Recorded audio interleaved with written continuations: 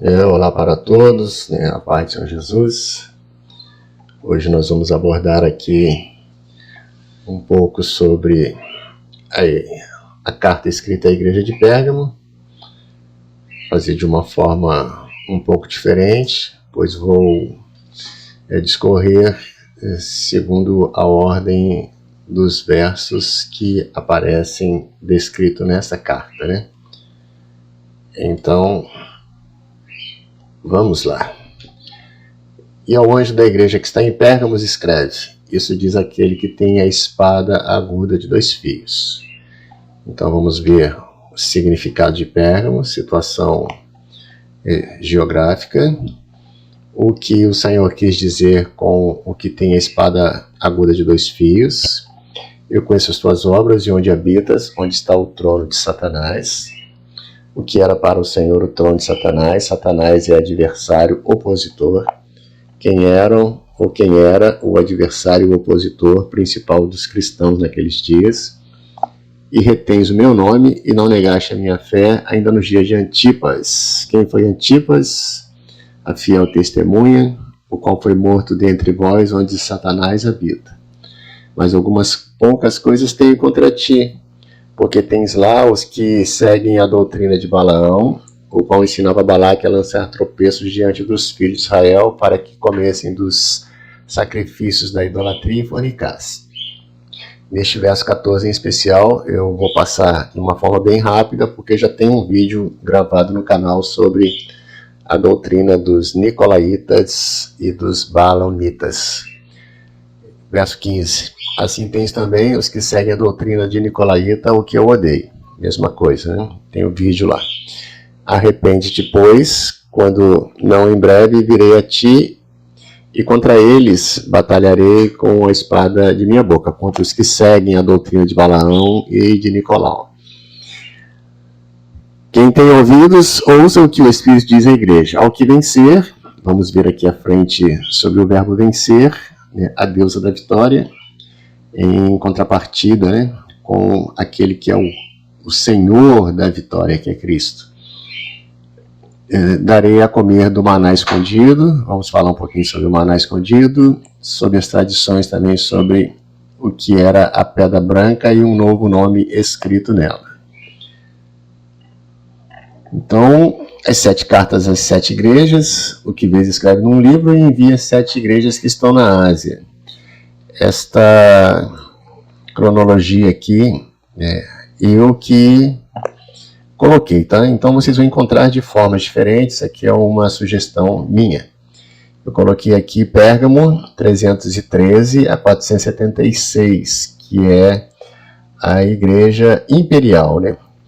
Praticamente começando em 313, quando o imperador Constantino ele assina o Edito de Milão, que deu liberdade de culto, né, aos cristãos. E em 380, Teodósio I, ele declara a igreja cristã, a igreja oficial do Império Romano. E 476, a queda do Império Romano do Ocidente. Alguns colocam 590, que é o fortalecimento da instituição do papado, né? Mas eu prefiro esta aqui porque ela fica mais dentro daquilo que foi o início da ascensão do cristianismo e depois a queda, né, do Império Romano Ocidental, e onde o bispado, né, ele vai se tornar mais forte, mais evidente nesse período. Ao anjo que está em Pérgamo escreve. Então vamos ver aqui a situação geográfica e significado dos nomes. Logo aqui abaixo de anjo, vemos a palavra grega, no correspondente no grego, ángelo. Se fosse hebraico, seria malar. Tanto no grego quanto no hebraico, significa um mensageiro. Um enviado para passar ou transmitir uma mensagem. Anjo aqui não é um ser celestial. Anjo diz respeito aos pastores que estavam à frente de cada uma das 7 igrejas. Então o Senhor direcionou a eles uma mensagem que eles deveriam retransmitir às igrejas. E Pérgamo, já coloquei aqui em 2 cores, né? Per, um prefixo, digamos, né, um radical. E vamos ver também os significados do nome. Então, a situação geográfica de Pérgamo, nós vemos hoje aqui a atual Turquia, né, que na época dos apóstolos era dividida em Ásia, que é essa parte aqui próxima ao Mar Egeu, e também acima Bitínia, Ponto, mais central a Frígia, a Galácia, Pisídia, Capadócia, Cilícia, onde nasceu Saulo, Panfilha, Alícia, a ilha de Chipre, e aqui para baixo, né, Israel. Aqui é Apocalipse 17, 1 e 15, né, fala de uma mulher assentada sobre muitas águas. Essa mulher, ela representa, né, Babilônia, muitos entendem até ser, né, a igreja romana quando se fortaleceu. Então, muitas águas, você pode ver aqui acima tem o Mar Negro, abaixo, né, aqui é o centro, o Mar Egeu, e abaixo o Mar Mediterrâneo. As muitas águas, segundo esse texto aqui, representam povos, nações e línguas. Então, Pérgamo, ela vai representar nesse momento a igreja que iria se fortalecer em Roma, que não está no mapa, mas seria mais aqui para a esquerda. É aquela que está assentada sobre muitas águas. Prossegue. Aqui vemos as ruínas, algumas ruínas da antiga cidadela de Pérgamo. A cidade de Pérgamo estava situada próxima à cidade de Esmirna, na estrada aqui a Troas, perto da região Frígio-Gálata, rumo ao Mar Egeu. O trono de Satanás, vamos começar, já viu o que era o trono de Satanás, né? Aqui nós já vemos acima, né, o templo de Trajano, abaixo o templo de Dionísio, mais para a direita aqui eu não coloquei, mas era o templo dedicado a Zeus. Era o centro, era o grande centro religioso. Um panteão, pan, muitos, todos, e teon, Deus, de divindades pagãs, grecos e romanas, né? Ali ainda podem ser vistas as ruínas do templo de Esculápio, vamos ver mais à frente, o deus da medicina, para onde muitas pessoas enfermas iam em busca de cura. Mas o Senhor, Ele é o Deus que nos sara. Pérgamo não era Esculápio, né? Pérgamo foi a primeira cidade a reconhecer a divindade do imperador e a prestar-lhe culto. Ali também havia um altar a Zeus, como já disse, vai aparecer mais à frente, ele fica aqui mais à direita, que era o patrono dos deuses gregos. A cidade se destacava pelas artes, cultura e filosofia. Com certeza era um local muito bonito, muito bonito. Só pelas ruínas já podemos ver que era uma obra, né, de engenharia e arquitetura espetacular. Aqui onde vemos o teatro, né, eu já estive num lugar desse. É espetacular, você fica aqui abaixo e você fala num tom normal. Quem está lá em cima, ele ouve, e aqui cabiam cerca de 10 mil pessoas, né? Então os teatros, né, que eram realizados neste lugar, aqui eles já aproveitavam, né, a acústica, né, a física, eles eram espetaculares, né, os gregos, né? Aqui vemos de uma outra forma, né, a cidade de Pérgamo lá acima, o que vai nos dar aqui um pouco mais sobre o entendimento e o significado do nome, né? Pérgamo pode significar cidadela, fortaleza, altura, elevação, lugar elevado, torre fortificada, burgo, que é um sítio militar, né? Onde haviam guarnições de exército e ela era privilegiada por estar cerca de 400 metros, né, acima do nível do mar. Ela tinha uma visão panorâmica dos vales à sua volta e ela era dificilmente, né, atacada e conquistada devido, né, à sua posição estratégica, né? Então vamos aqui para a etimologia, que é a origem da palavra. Eu coloquei aqui em grego, Pérgamo. Ela é formada, né, por dois radicais.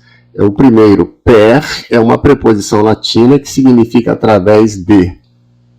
Completo. Você pode achar o per no nosso português em perfeito. Quando você está fazendo alguma coisa, você está, como já disse, fazendo. Quando você termina o que você acabou de fazer e ficou muito bom, você diz está perfeito, completo, acabado. curso é um pedaço do caminho. E percurso é quando você conclui o caminho todo, né? Então, percurso é completo, completar o caminho.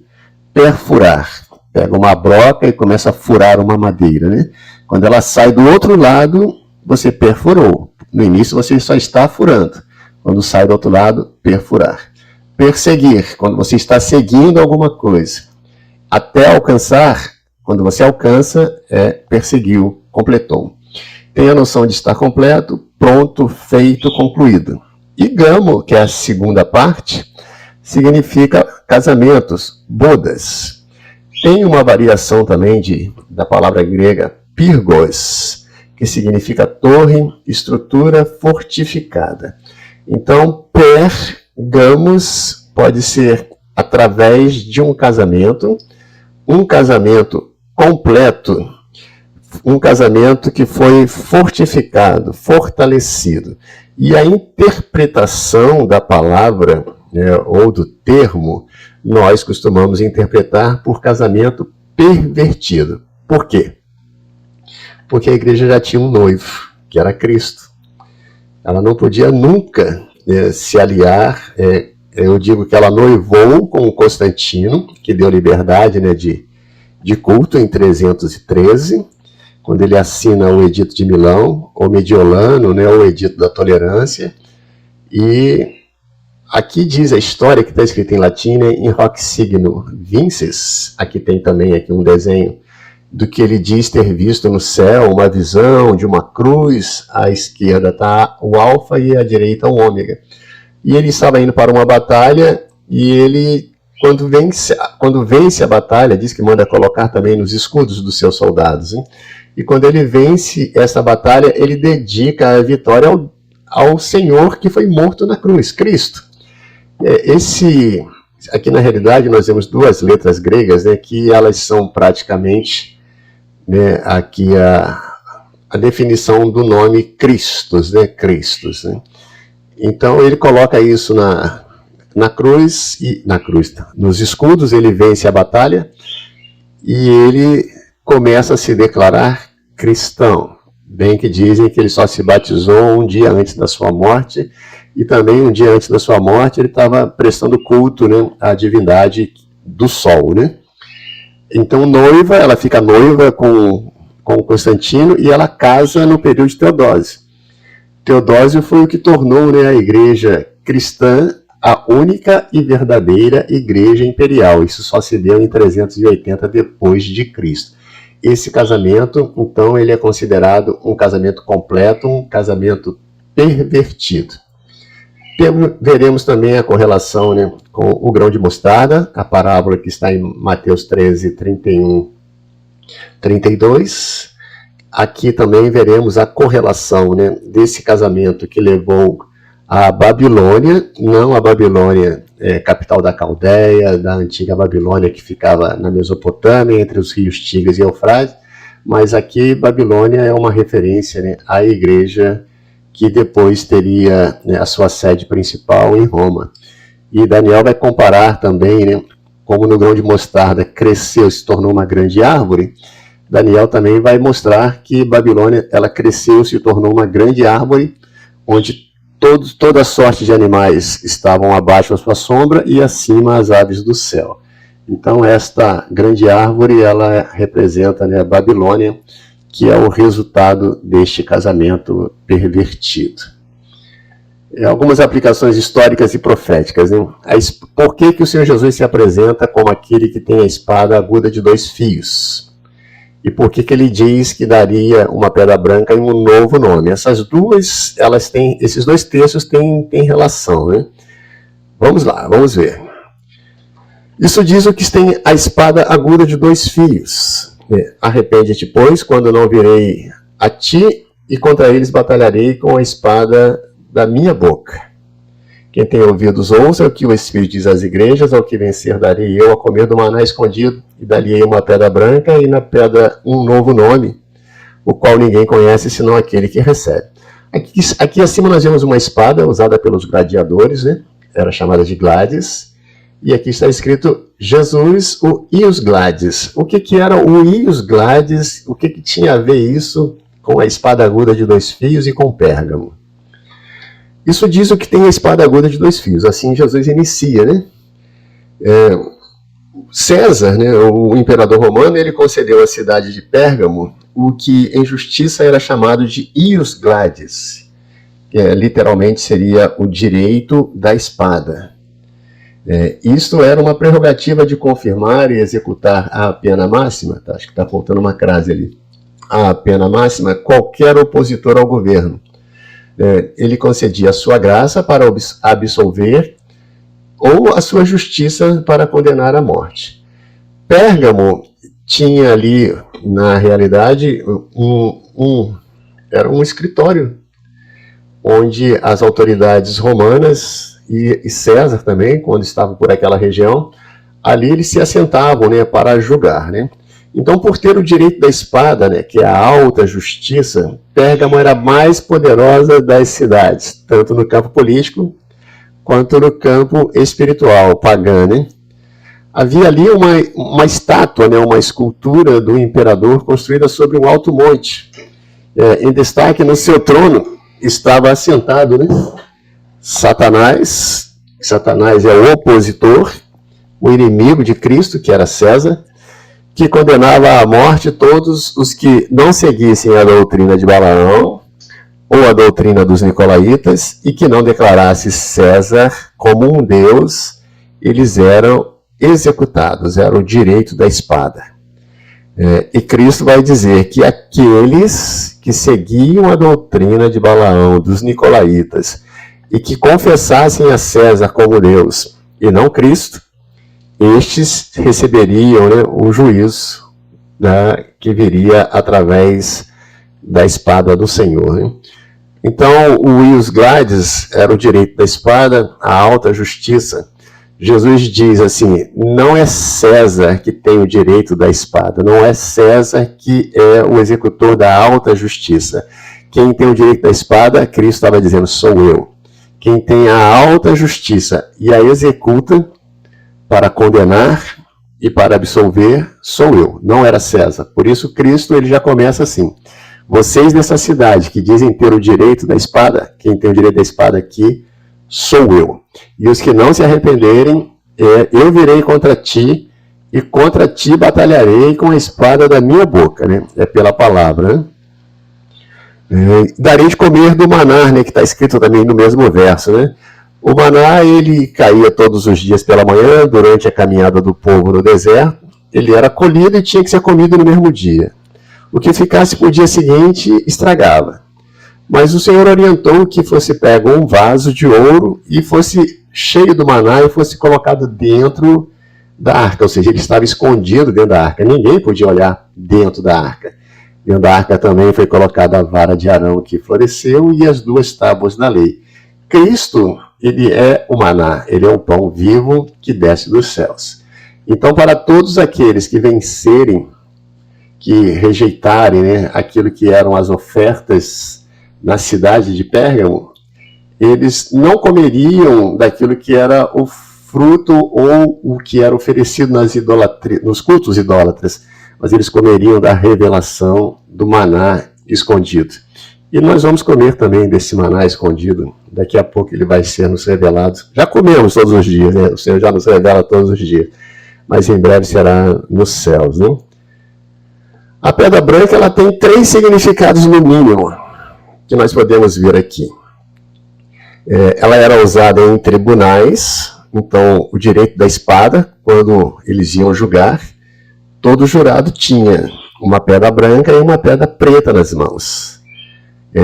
Enquanto o julgamento estava procedendo, eles iriam avaliando, analisando, e na hora que eles tinham que dar o veredito, eles não diziam condenado, né, ou absolvido, eles simplesmente rolavam, né, a pedra branca ou a pedra preta. Se fosse a pedra branca, ele estava absolvido.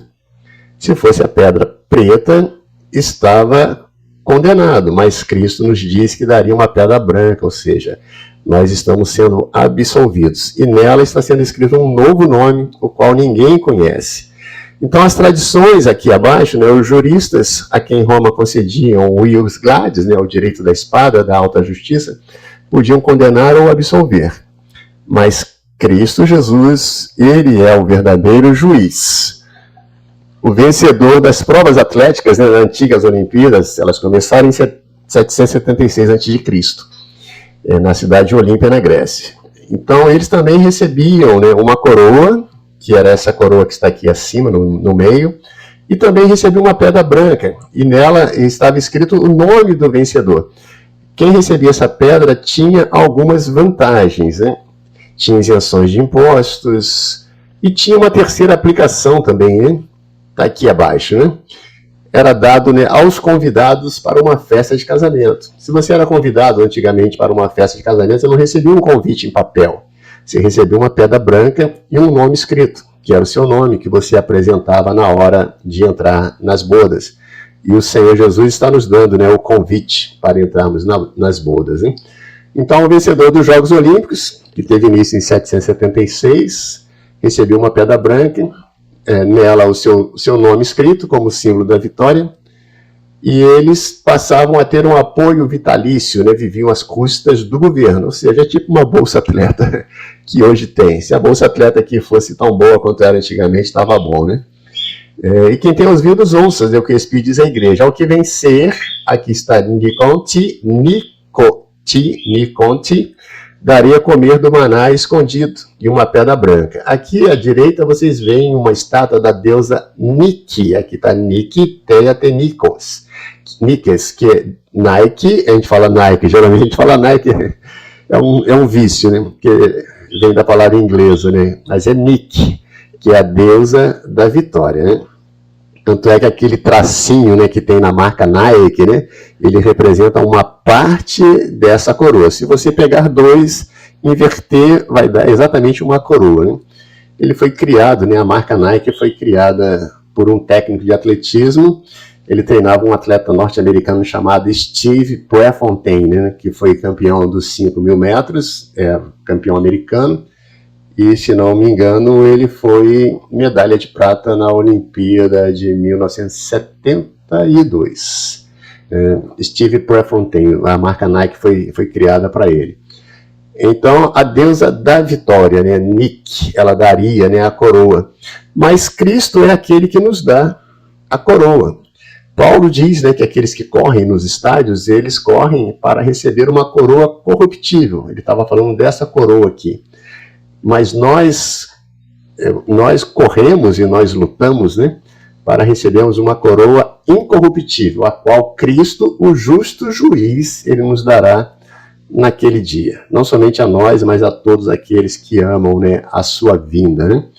Então, ao que vencer, você pode receber a coroa das mãos do Senhor e vencer, ou você pode negar a Cristo e ser vencedor neste mundo, receber a coroa das mãos de Nike, a deusa da vitória, mas é uma coroa corruptível que vai se secar e vai perecer por aí. O trono de Satanás e Antipas, a fiel testemunha. Conheço as tuas obras e onde habitas, que é onde está o trono de Satanás, e retens o meu nome, e não negaste a minha fé. Ainda nos dias de Antipas, minha fiel testemunha, o qual foi morto entre vós. Os que negassem o nome de Cristo, eles eram absolvidos para continuar vivendo uma vida miserável, de costumo dizer uma vida miserável aqui. Mas os que negavam César ser imperador, que negavam os deuses grecos romanos, que não se aliavam, né, aos sindicatos e não seguiam as doutrinas de Balaão nem dos nicolaítas, estes, infelizmente, eles eram condenados, né, pelo ius gladius, né, pela alta justiça, pelo direito da espada. Então, aqui vemos, né, o trono de Satanás. Olha só, conheço as tuas obras e onde habitas. Volto a dizer que Satanás é o opositor, é o adversário, né? Então, aqui vemos acima à direita o templo de Trajano.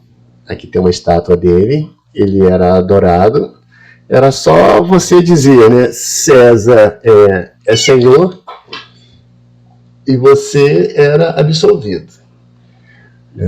Mas se você continuasse dizendo Cristo é Senhor, você era morto. Então aqui também havia uma biblioteca muito grande, porque era um centro cultural e um centro para onde muitos filósofos iam. Ali também estava o templo de Atenas, o altar a Zeus, que era o patrono, né, o deus superior a todos, o templo de Dionísio, deus do vinho, aqui estava o teatro, e aqui abaixo o Ágora. Tem um acento ali, tá? É proparoxítono. Era uma praça onde as pessoas se reuniam, onde faziam comércios, né, conversavam, né, trocavam informações, vendiam. Né? Então nós vemos que o trono de Satanás estava ali, tanto à direita, à esquerda, quanto abaixo, quanto acima. Né? Vai ser muito difícil para os nossos irmãos viverem neste lugar. A sede era a sede do poder político, por isso o ius gladius, né, o direito da espada, né, e também era o centro, né, de adoração pagãs. Aqui Dionísio, ele era considerado um deus que morreu e reviveu, por isso Cristo diz, eu sou o primeiro e o último, o que morreu e reviveu. O Senhor ele usa muitos elementos daquilo que era o histórico cultural, né? Então aqui Dionísio era o deus do vinho, cujas festas eram chamadas de bacanais, que eram festas onde a orgia, a promiscuidade, ela estava sempre presente. Por isso também a palavra diz para não nos embriagarmos do vinho que é a contenda, mas que nos enchêssemos do Espírito Santo. Aqui está uma estátua de Atenas, deusa da sabedoria, deusa da guerra e da justiça. Mas o Senhor é aquele que nos dá o espírito de sabedoria, do Senhor é a guerra, e a justiça quem nos dá é o Senhor. Aqui vemos uma estátua também de Zeus, que era o Deus Supremo, Deméter, que era a deusa da agricultura e da fertilidade. Atrás vemos uma representação, né, da Igreja Romana. Aqui à direita, Esculápio, segurando a sua haste com uma serpente, uma imitação daquilo que o Senhor orientou a Moisés, que uma serpente fosse pendurada na haste, e todos que olhassem para ela seriam curados. E Cristo diz que quando ele fosse levantado, né, assim como Moisés levantou a serpente no deserto, também importa que o Filho do Homem seja levantado. E quando ele fosse levantado, a todos ele atrairia para si. E o Senhor é aquele que nos sara. Então nós vemos aqui, né, infelizmente, né, a sede do poder político e a sede do poder religioso. Tudo isso vai se confirmar naquela imagem que está lá no fundo, que vai ser depois combatida duramente, e ainda é como esta mulher que está embriagada, sentada sobre muitas águas, que tem na sua mão um cálice cheio do sangue dos mártires, né, dos servos de Jesus Cristo. Minha fiel testemunha, Antipas, né? Eu conheço as tuas obras. Quem foi Antipas, né? Antipas de Pérgamo, segundo a tradição, ele foi bispo e discípulo de João o apóstolo. E também foi hieromártire. O que é hieromártire, né? Mais uma palavrinha nova para nós, está aqui abaixo. Na tradição da Igreja Ortodoxa, um mártir que também fazia parte do clero. Ou ele era diácono, sacerdote ou bispo. Então ele era um dos discípulos de João, né? Então ele foi martirizado. Eu dividi aqui a palavra Antipas em duas, anti, que significa oposto, se opor, e paz, todo por inteiro. Então aquele que se opõe firmemente, ele não se opõe em parte, eu aceito uma coisa, a outra eu deixo passar, não. Ele se opõe por inteiro.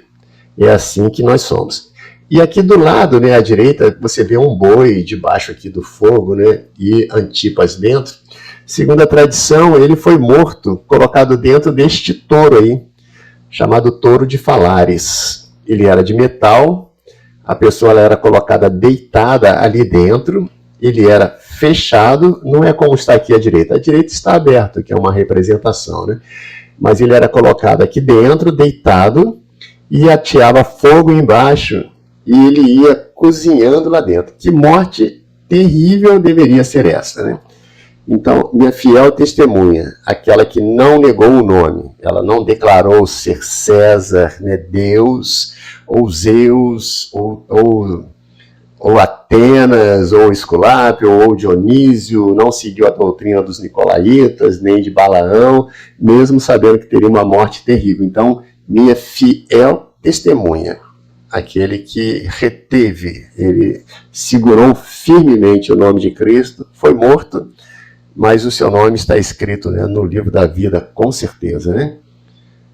O grão de mostarda, que está relacionado a esse período, outra parábola ele propôs dizendo: o reino dos céus é semelhante ao grão de mostarda, que é a menor da semente, né, que pegando o homem nele e semeou no campo, a qual realmente é a menor de todas as sementes, mas crescendo é a maior das plantas, e faz-se árvore, de sorte que vêm as aves do céu e se aninham em seus ramos.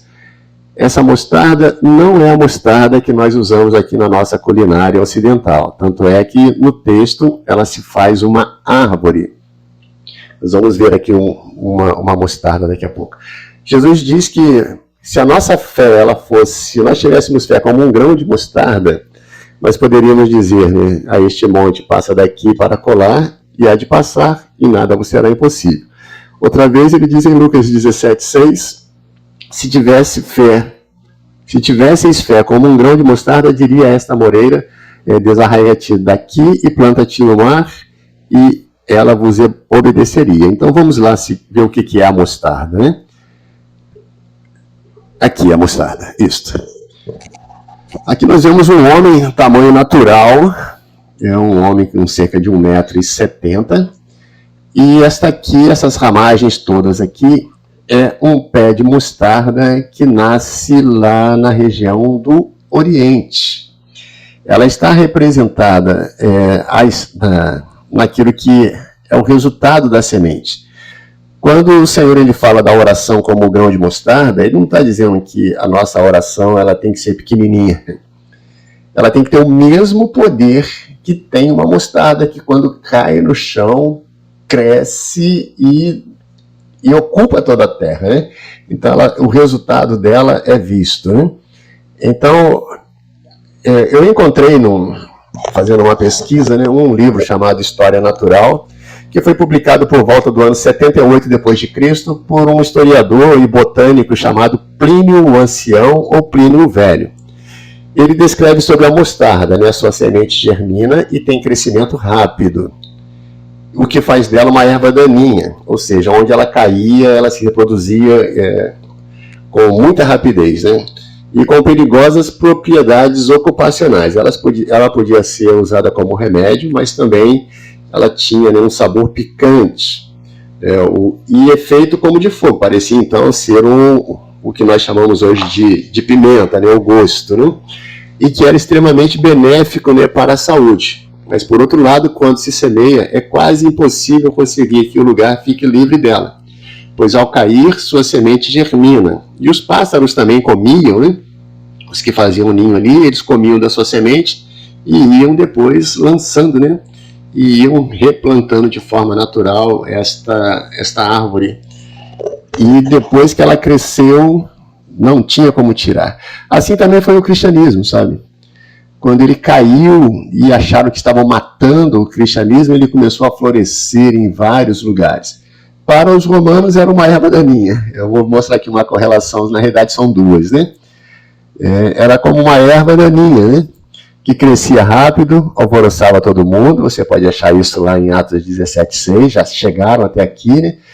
Estava havendo uma grande conversão de soldados e de centuriões, o que era preocupante, né, para o Império Romano, e não tinham mais como saber, né, quem era ou não cristão, porque o cristão ele não se vestia de forma diferente, ele somente agia, se comportava de forma diferente, né? Então a mostarda na ótica interna são duas, né? Aos olhos do cristão, a semente, a fé, como lemos lá nas duas parábolas contadas pelo Senhor Jesus. A árvore é o cristianismo, que cresceu, se propagou. Nada nem ninguém poderia impedir o seu crescimento. Como o Plínio, né, ele diz que depois que ela caía no chão e que ela era plantada, ela ocupava todos os espaços e ninguém poderia tirar, né? Assim também o cristianismo ele se espalhou por todo o mundo, né? Segundo a ótica interna, o campo é o mundo, onde o Senhor orientou que fosse lançada não a semente da mostarda, mas pela fé, né, a semente do grão de trigo. E o campo também muitas vezes está ligado, né, aos interesses, né? Não interesses próprios pessoais, mas o interesse daquilo que é realizar a obra do Senhor. Aqui nesse quadro nós vemos em Mateus 13, 31, quando fala um homem que lançou, né, o grão de mostarda. Na ótica interna fala de Cristo e também de nós, mas na ótica externa foi Constantino e Teodósio, né? Foram os que deram origem e início, né, à igreja cristã como igreja oficial do Império Romano. O campo, todo mundo, ide por todo mundo, pregar o evangelho. Para os romanos, onde estava crescendo, né, era o Império Romano, que para eles era preocupante. O grão de mostarda fala da fé, Lucas 16:6, há um outro texto também. Mas depois, para Constantino e para Teodósio, foi interessante para eles, né, pregar e divulgar e propagar, né, o cristianismo, porque o cristianismo foi usado também por eles para unir um império que estava se desunindo. Como havia cristão em todos os lugares, então, unindo os cristãos, eu estaria também unindo, né, o império. Uma grande árvore, né, o cristianismo, ele cresce de uma forma pura, por perseguições, provas, açoites, mortes, mas depois, infelizmente, ele vai crescer por um sincretismo, mais um paganismo, e vai dar origem a um falso cristianismo. Como temos ouvido, ele deixa de ser o evangelho puro de Cristo e passa a ser o cristianismo. As aves dos céus, elas representam o maligno, mas as aves do céu podem representar também o próprio Império Romano. E cresceu e fez ninhos, né? Ninhos são diferentes de frutos, né? A igreja cresce e ela dá frutos de arrependimento e frutos do Espírito. Mas com o crescimento da igreja romana, se reproduziu e se multiplicou, né, o maligno, ao ponto de depois eles mesmos que se abriram para o cristianismo, depois eles passam a perseguir e a matar os que eram servos fiéis de Jesus Cristo. Algumas referências bibliográficas e orientações para a leitura, né? Plínio, o Ancião, História Natural, publicado por volta do ano 78. Depois eu vou ver se eu consigo colocar ele num link para vocês poderem baixar. Você também acha grátis, livre na internet em PDF. Aqui o novo dicionário conciso, né, de William Derrick, muito bom, né? Foi publicado nos Estados Unidos em 1989. Eu ganhei de presente da minha querida irmã Daura e suas filhas. Irmã Daura, infelizmente, já passou para o Senhor, né? Está com o Senhor, né? Felizmente está com o Senhor. O Zondervan, que é um dicionário também muito bom, que eu ganhei dos meus amigos lá em Orlando, né? Ana e Jeff. Aqui é Fox, tá? Eu vou corrigir, Fox J, que é o nome do autor, né? O Livro dos Mártires, da editora Pão Diário, de 2023. E a História da Igreja Cristã, que também é um livro de bolso muito bom. Então, como eu sempre digo, retenha o que for bom, pesquise, consulte e pode fazer, né, as observações aí nos nossos comentários. A paz do Senhor a todos. Minha gatinha está pedindo comida aqui.